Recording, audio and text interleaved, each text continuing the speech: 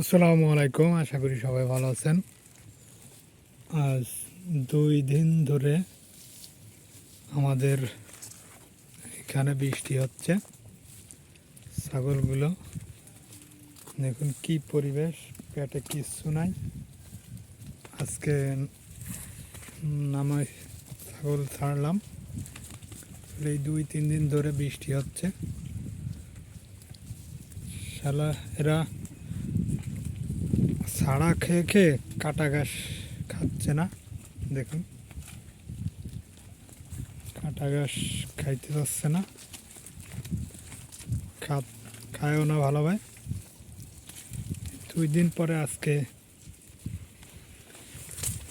এদেরকে নামাইছি এদিক। এই যে দেখুন কত পানি হয়ে গেছে ঘিরে। আয় আয় আয় আয়। বৃষ্টির কারণে 2-3 দিন নামাইতে পারিনি, আজকে নামাইছি। দেখুন কত পানি হয়ে গেছে ঘিরে। পাহাড় আর হয়তো কিছু কয়েকবার যদি বৃষ্টি হয় তাহলে ডুবে যাবে। আমার ছাগলগুলো নিয়ে ওদেরকে ছেড়ে খাওয়াতে পারিনি এই 2 দিন। দেখুন ওরা খুব কষ্টে ছিল, ডাকাডাকি করে। কি আর করা যাবে, প্রাকৃতিক সমস্যা, করার কিছু নাই।